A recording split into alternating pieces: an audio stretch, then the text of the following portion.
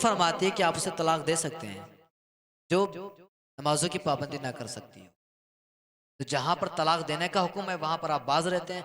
अगर आपने इन कामों को अपना लिया, अगर आपने अपनी बीवियों के अंदर ये खौफ पैदा कर दिया कि नमाज नहीं पढ़ोगे तो तुमसे जुदा हो जाएंगे, तो आप यकीन मानिए कि आपका घर बिल्कुल दुरुस्त सही सालिम हो जाएगा।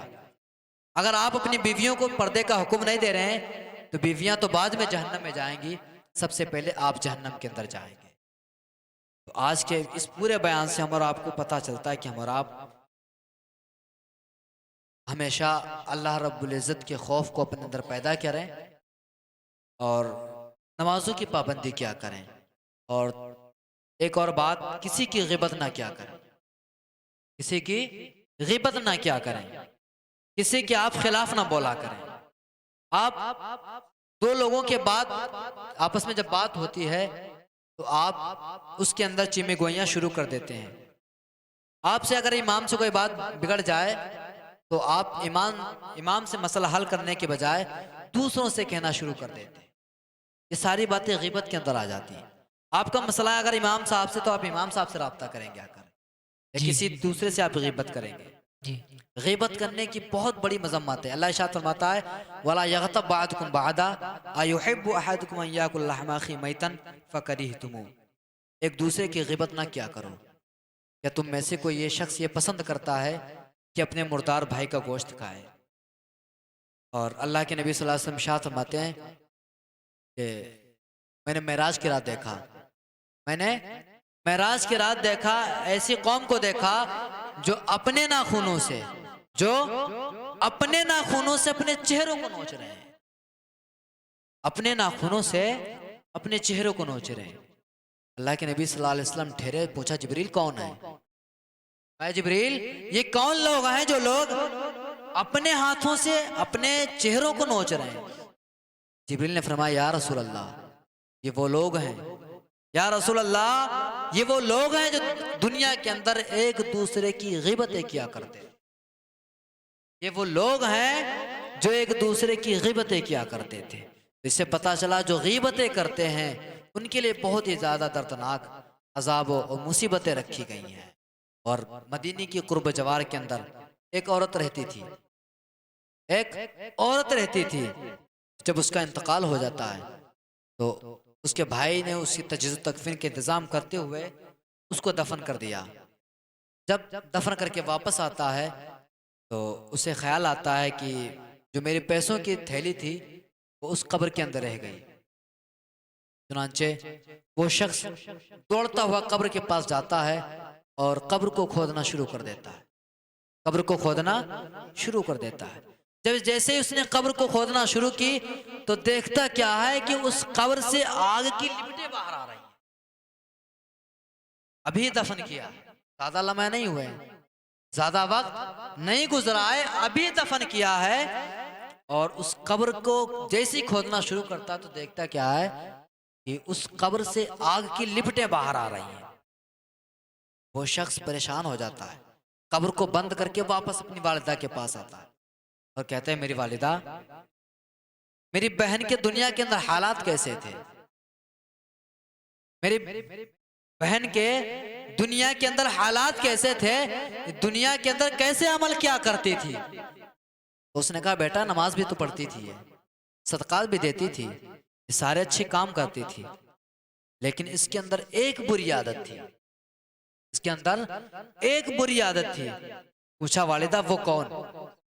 तो कहा वो बेटा ये था, वो आदत ये थी कि जब पड़ोसी बात किया करते थे, जब मोहल्ले वाले आपस में बात किया करते थे तो ये तुम्हारी बहन उनकी बातों को कान लगा करके सुना करती थी, उनकी बातों को कान लगाकर गौर से सुना करती थी, उसके बाद में जाकर के लोगों से कह दिया करती थी।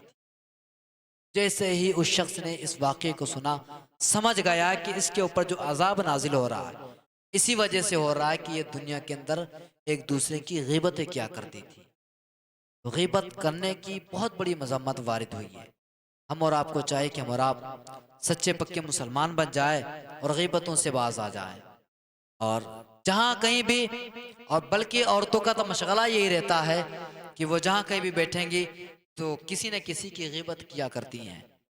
सबसे पहले अल्लाह के नबी सल्लल्लाहु अलैहि वसल्लम इरशाद फरमाते हैं कि मैंने जहन्नम में देखा अक्सर औरतें हैं। मैंने जहन्नम में देखा कि अक्सर औरतें हैं। औरतों ने पूछा या रसूलल्लाह किस वजह से? अल्लाह के नबी ने फरमाया इस वजह से कि औरतें एक दूसरे की ग़ीबतें क्या करती हैं, एक दूसरे पर लानतें किया करती हैं और अपने शोहरों की नाफरमानी किया करती हैं। दो चीजों के मुतालिक सबसे ज्यादा जो जहन्नम के अंदर जिसे देखा, औरतों को देखा। औरतों ने पूछा या रसूलल्लाह क्यों? आपने फरमाया इस वजह से कि औरतें कसरत से लानतें करती हैं, कसरत से ग़ीबतें करती हैं, इस वजह से जहन्नम के अंदर गई हैं। और दूसरी और सबसे अहम और ख़ास बात, इस वजह से जहन्नम के अंदर जाती हैं कि वो अपने शोहरों की नाफरमानी करती हैं, वो अपने शोहरों की नाफरमानी करती हैं। औरत के लिए जो सबसे ऊंचा मकाम रखा गया है, जो सबसे ज़्यादा जिसकी खिदमत करने के हुक्म शरीयत औरतों को हुक्म देती है, वो शोहरों की फर्माबरदारी का हुक्म देती है। तो औरतों को इनसे दर्स इबरत हासिल करना चाहिए, नसीहतें हासिल करना चाहिए कि औरतें अपने शोहरों के खिलाफ ना जाया करें। और एक हदीस के मुतालिक आता है कि एक शख्स सफ़र पर रवाना हुआ, एक शख्स सफ़र पर रवाना हुआ। जैसे ही वो शख्स सफ़र पर रवाना होता है तो अपनी बीवी से कहता है कि तुम्हें मसला कोई भी हो जाए, मुसीबत कोई भी आ जाए, तुम्हें नीचे नहीं आना है। हाल यह था कि 2 मंजिल घर था और ऊपर औरत रहा करती थी और नीचे औरत का बाप रहता था, नीचे औरत का बाप रहता था। तो उसने कहा था बेटा मुसीबत कोई भी आ जाए, तकलीफ कोई भी आ जाए, ए मेरी ज़ौजा, किसी भी हाल में तुम्हें नीचे नहीं आना है। वो शख्स सफ़र पर रवाना हो जाता है। तो जैसे वो शख्स रवाना हुआ, इधर उसके वालिद की तबीयत खराब हो जाती है, उस लड़की की वालिद की तबीयत खराब हो जाती है। उसने एक कासिद भेजा, उसने एक कासिद भेजा अल्लाह के नबी सल्लल्लाहु अलैहि वसल्लम की बारगाह में और पूछा कि बताओ शरीयत यहाँ पे क्या हुक्म करती है कि शोहर ने मुझसे कहा है कि तुम्हें नीचे नहीं जाना है और मेरे वालिद की तबीयत खराब है, बताओ क्या किया जाए। तो अल्लाह के नबी सल्लल्लाहु अलैहि वसल्लम ने इरशाद फरमाया, उस कासिद से कहा कि उस औरत से कह दो जाकर के सब्र करे और अपने शोहर की इताअत करती रहे, अपने शोहर की इताअत करती रहे। कासिद जाता और मज़कूरे वाक़या को सुनाता है, औरत खामोश हो जाती है। फिर कुछ लम्हात गुजरे, कुछ वक्त गुजरा, उस लड़की के वालिद का इंतकाल हो जाता है, उस लड़की के वालिद का इंतकाल हो जाता है। उसने फिर खुद ना जाते हुए कासिद को भेजा, कहा जाओ कि अब मैं नीचे आ सकती हूँ? मेरे शोहर ने कहा था नीचे नहीं आओगी, मेरे वालिद का इंतकाल हो गया है, क्या मैं अपने वालिद को सिर्फ एक बार देख सकती हूँ? उस औरत ने कहा आज की औरतों से आप सिर्फ आप कहीं घुमाने के लिए ना ले जाएं, किसी मेले में ना ले जाएं, या उनके घर पर आप सिर्फ घुमाने के लिए ना ले जाएं, मसला इतना बढ़ जाता है कि तलाक तक की नौबत आ जाती है। आप कुर्बान जाओ उन मुकद्दस माओं के ऊपर, मुकद्दस औरतों के ऊपर जिन्होंने अपनी जिंदगी को तो कोई तरजीह ना दी बल्कि शरीयत को तरजीह दी। मुकद्दस औरतों के ऊपर कुर्बान जाओ जिन्होंने अपनी जिंदगी को तरजीह ना देते हुए अपनी शोहर की बात को तरजीह दी। बताएं तो सही, किस औरत का दिल नहीं होता है कि अपने बाप का चेहरा देखे, फिर ऐसा बाप जिसके मुतालिक मालूम हो कि दोबारा चेहरा नहीं देखने को मिलेगा, ऐसा बाप जिसके मुतालिक मालूम है कि दोबारा चेहरा नहीं देखने को मिलेगा। औरत कासिद भेजती, कहती या रसूलल्लाह मेरे वालिद का इंतकाल हो गया है, क्या मैं अपने वालिद के चेहरे को देख लूं? अल्लाह के नबी सल्लल्लाहु अलैहि वसल्लम ने इरशाद फरमाया, औरत सब्र कर और अपने शोहर की इताअत कर। वालिद का इंतकाल हुआ, आम शख्स का नहीं, वालिद का इंतकाल हुआ, कहा है औरत सब्र कर और अपने शोहर की इताअत कर, अल्लाह रब्बुल इज्जत तुझे बेहतर जज़ा अता फरमाएगा। मुकद्दस औरत के ऊपर कुर्बान जाओ। बाप की लाश घर से निकल गई, बाप की रूह निकल गई, लेकिन मजाल क्या थी जो शरीयत की खिलाफ वर्जी करती, मजाल क्या थी जो अपने शोहर की नाफरमानी करती। उसके वालिद को दफना दिया गया, लेकिन वो शोहरत अपने कदम को घर से दहलीज से बाहर नहीं निकालती है। बेशक सुभान अल्लाह, उसका बेशक। सबब, उसका जरिया यही रहा कि उसके शोहर ने ये इस बात को कहा था कि तुम्हें घर से बाहर नहीं निकलना है। तो सभी औरतों को, और उसके बाद में अल्लाह के नबी सल्लल्लाहु अलैहि वसल्लम ने इरशाद फरमाया, जब उसका तजहिज़ तकफीन का इंतज़ाम हो गया तो अल्लाह के नबी ने इरशाद फरमाया कि तेरे सब्र करने की वजह से अल्लाह रब्बुल इज़्ज़त ने तेरे वालिद को बख्श दिया है। सुभान अल्लाह, बेशक सुभान अल्लाह, बेशक। तेरे वालिद को बख्श दिया है। तो अगर औरतें सब्र करें और शोहरों की फरमा बरदारी करें तो सिर्फ औरतों का फायदा नहीं होता है, औरतों के घर वालों का भी फायदा होता है। बेशक सुभान अल्लाह, बेशक। सिर्फ औरत अपने गुनाह को नहीं बख्शवाती है बल्कि अपने घर वालों के गुनाह को भी बख्शवा देती है। और कौन औरत ये नहीं चाहती कि उसके वालिद बख्श दिए जाएं? तो जो औरत ये चाहती कि उसके वालिद बख्श दिए जाएं, उसके घर के अंदर चैन सुकून रहे, तो उस औरत को चाहिए कि वो अपने शोहरों की फरमा बरदारी किया करे। अगर आपके शोहर आपसे खुश रहें, और मैंने एक हदीस के मुतालिक पढ़ा, अल्लाह के नबी सल्लल्लाहु अलैहि वसल्लम इरशाद फरमाते हैं कि आप इरशाद फरमाते हैं कि औरत, जिस औरत से उसका शोहर रात भर नाराज रहे, जिस औरत से उसका शोहर रात भर नाराज रहे, तो जमीन और आसमान के सारे फरिश्ते उसके ऊपर लानतें करते हैं। अल्लाहु अकबर। अब वो कितनी बड़ी भी नमाजी हो, कितनी बड़ी क्यों ना हज किया हो, कितने उतने सदकात किए हुए हों, अगर शोहर नाराज हो जाएगा तो फिर अल्लाह रब्बुल इज़्ज़त उसके किसी भी अमल को अपनी बारगाह में कबूल नहीं फरमाएगा। तो जो औरतें आई हुई हैं उनसे मेरी गुजारिश है कि वो इन बातों के ऊपर ध्यान दें। जन्ना आई हुई, आप सुन रहे हैं, आपके ऊपर ये जिम्मेदारी आयद होती है कि आप अपने घर के अंदर जाएं और मेरी ये सारी नसीहतों को, मेरी ये सारी बातों को आप अपने घर के अंदर अपनी औरतों को समझाया करें। क्योंकि अगर औरत चाहे तो घर को जन्नत बना दे, और अगर औरत चाहे तो घर को जहन्नम बना दे। सारे इख्तियारात उसी के हाथों में हुआ करते हैं। मौजूद सामने कराम, अल्लाह रब्बुल इज़्ज़त की बारगाह में बस इतना ही दुआ करूँगा कि जितना हमने बोला या जितना आपने सुना, कोई खामी, कोई गलती हुई, अपनी रहम करीम से माफ़ ता फरमाए, और हम और आपको अपनी ज़िंदगी के अंदर ये सिर्फ सुनना नहीं है बल्कि अपनी ज़िंदगी के अंदर ये अहकामात लागू करना है। अल्लाह इरशाद फरमाता है, या अय्युहल्लज़ीना आमनू तक़ुल्लाह व कूनू मअस-सादिक़ीन, ऐ ईमान वालो, अल्लाह से डरो और सच्चों के साथ हो जाओ। जब हम आप अल्लाह रब्बुल इज़्ज़त से डरना शुरू कर जाएंगे तो दुनिया के अंदर भी कामयाब हो जाएंगे और आखिरत में भी कामयाब हो जाएंगे।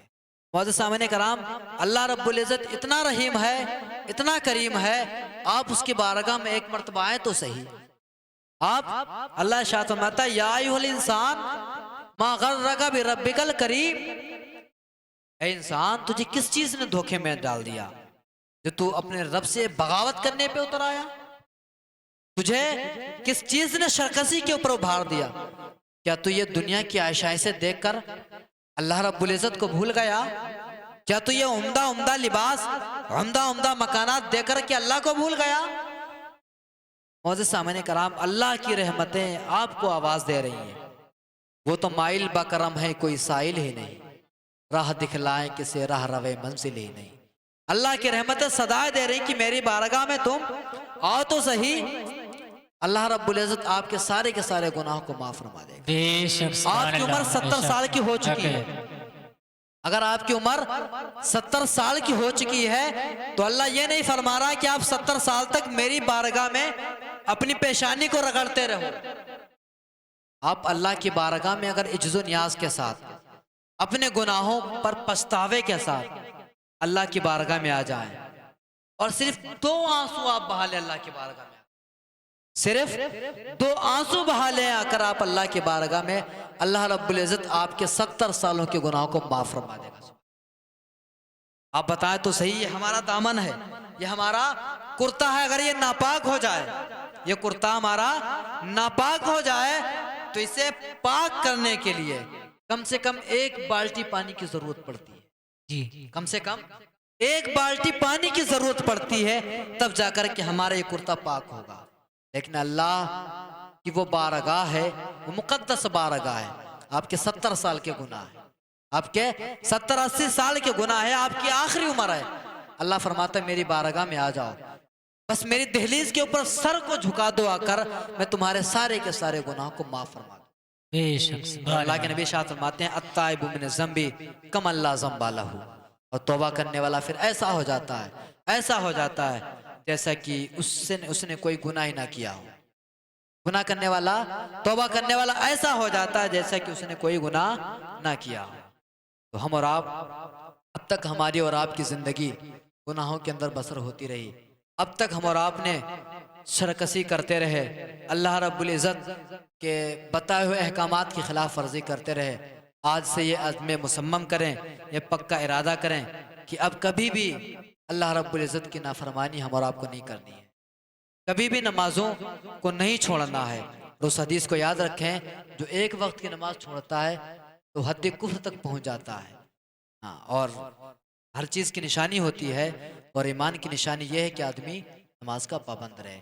पहली चीज़ अल्लाह का खौफ पैदा करना है, दूसरी चीज़ नमाजों की पाबंदी करनी है, तीसरी चीज़ गीबत नहीं करनी है, चौथी चीज़ आप नमाजी बने, अपने बच्चों को नमाज पढ़ने का हुक्म दें, जी और अपनी बीवियों को पर्दे का हुक्म दिलाएं, और उन्हें अपने अहकामात सिखाएं। शोहर के हुकूक क्या हैं, माँ बाप के हुकूक क्या हैं, सारे के सारे अहकामात जब आप सिखाएंगे, तब आप इस अल्लाह रब्बुल इज़्ज़त के फरमान के ज़िम्मन में आएंगे। को अनफुसिकुम अहलिकुम नारा, खुद भी जहन्नम से बच जाओगे और अपने घर वालों को भी जहन्नम की आग से बचा लोगे। बेशक अल्लाह रब्बुल इज़्ज़त सुभान मुबारक में दुआ अल्लाह रब्बुल इज़्ज़त हमारा आपको इस छोटी सी गुफ्तगू पर अमल करने को तौफीक रफ़ीक अता फरमाए। हमारे बोलने में कोई खामी, कोई गलती हुई हो, अल्लाह रब्बुल इज़्ज़त की बारगाह में दुआ अल्लाह रब्बुल इज़्ज़त उसको माफ़ फरमाए। आखिर दावाना अनिल हम्दुलिल्लाहि रब्बिल आलमीन। अस्सलामु अलैकुम व रहमतुल्लाह।